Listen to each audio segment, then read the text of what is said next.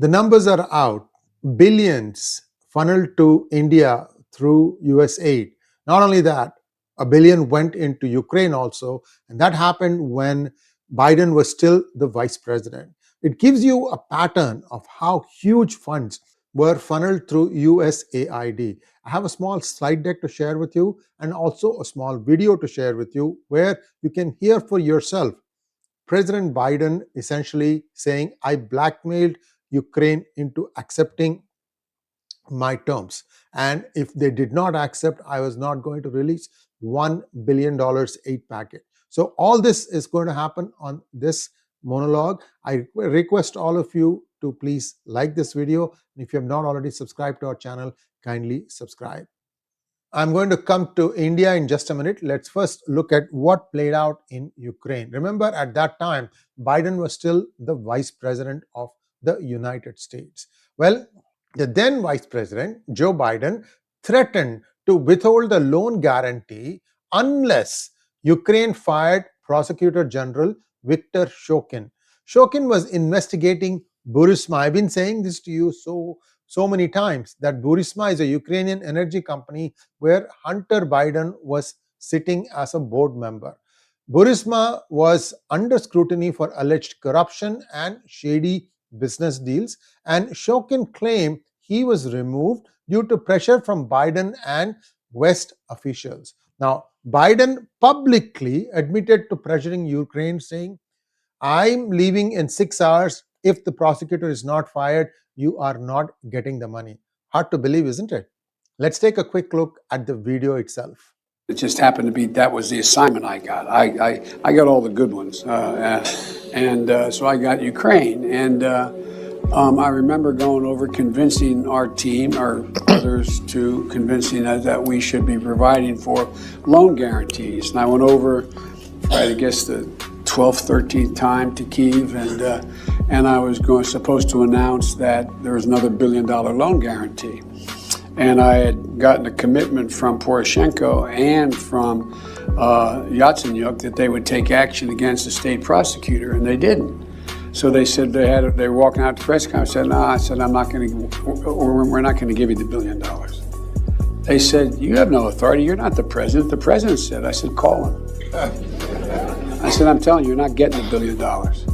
I said, you're not getting the $1 billion. I'm going to be leaving here. And I think it was, 6 hours? I said, I'm leaving in 6 hours. If the prosecutor's not fired, you're not getting the money. Oh, son of a bitch. Yeah. There you have it in his own words. I'm leaving in 6 hours. If the prosecutor is not fired, you are not getting the money.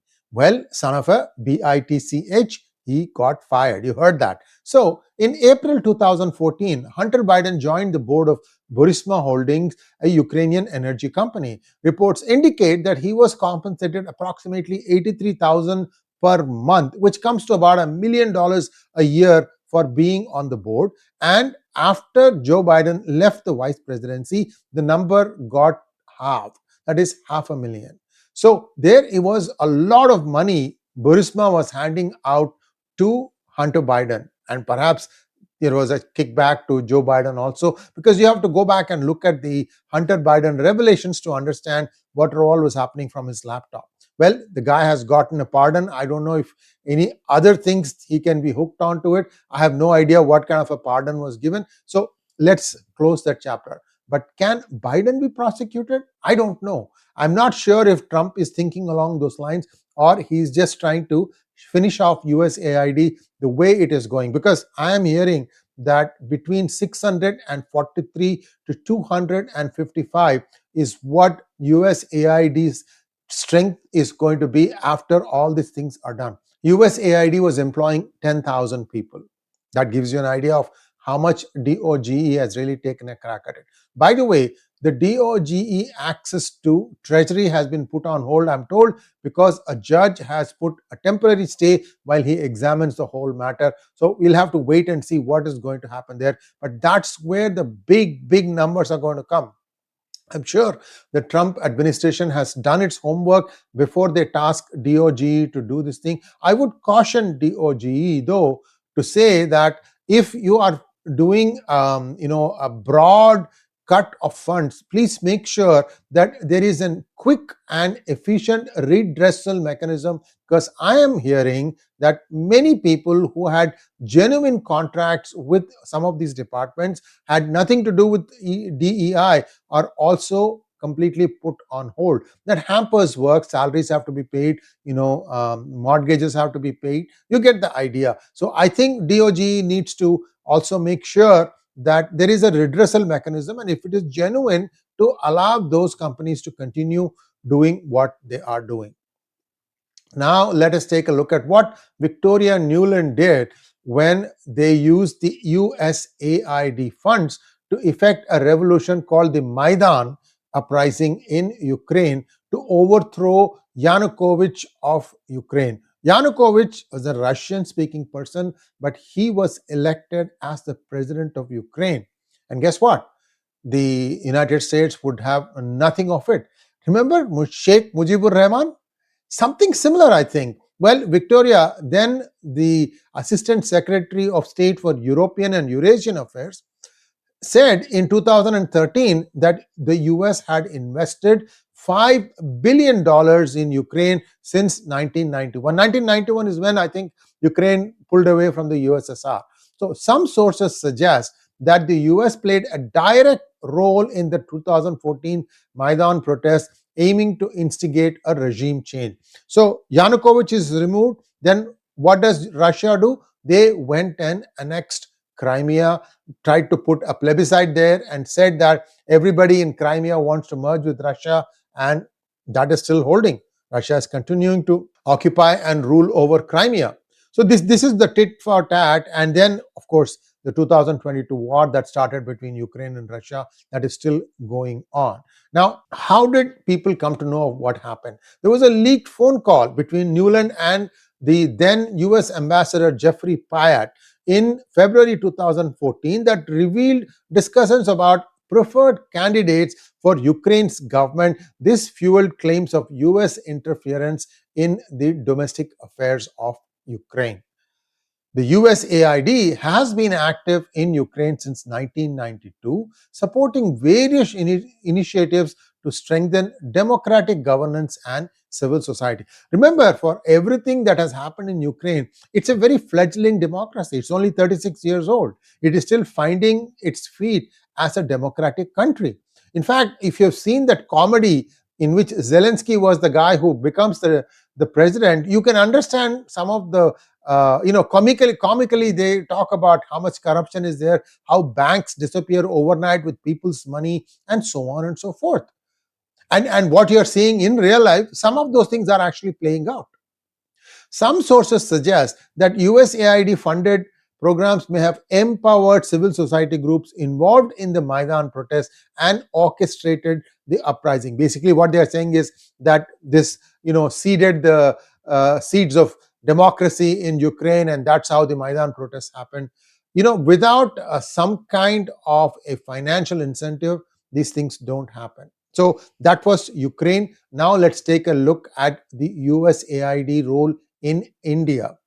The data that we have got is all available by way of links. I have given you all the links in the description section, so please don't jump up and down that this is wrong, because many a state in India has benefited from this largest. Also, one company name where a lot of money has gone in jumps out at us, and I would be very curious to know who is the person behind that company. Stay tuned.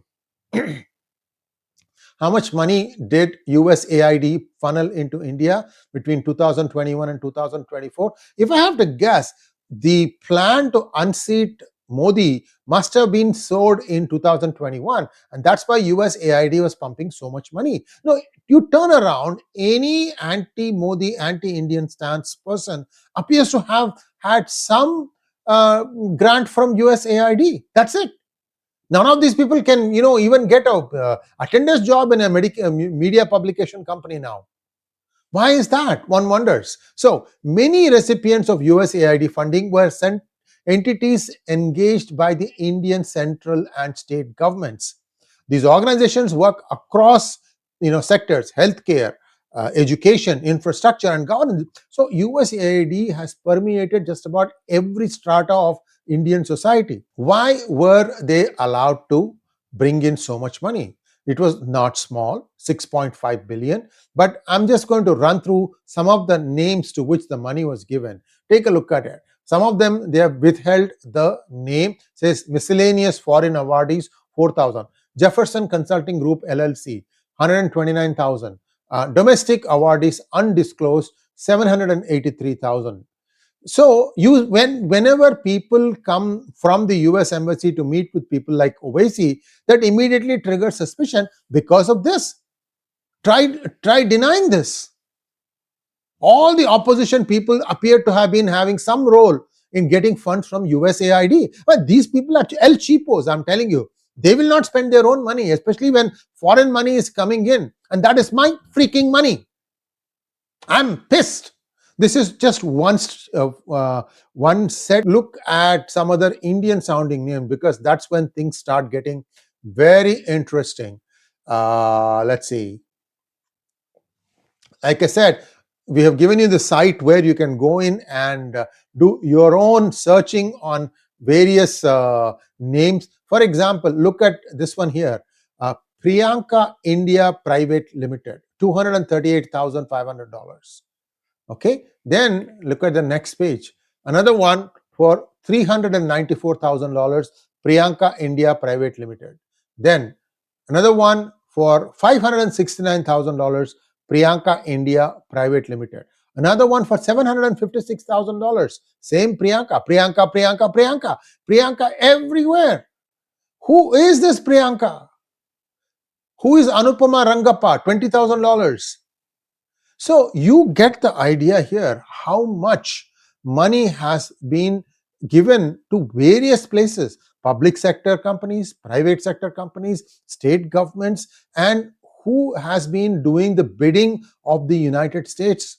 And look at how much has been used so far and how much is going to be used in the future elections, and who is really benefiting. All these things the Indian government needs to do a thorough probe. This data, you can get it, like I said, from the links that are given by me. You can go and drill it. Somebody dedicated, somebody with a nose for investigation needs to drill into the details and find out exactly who has what stake in all these companies, because the money involved is huge, $6.5 billion. Thanks for watching. Please like, share, and subscribe to our channel. Namaskar.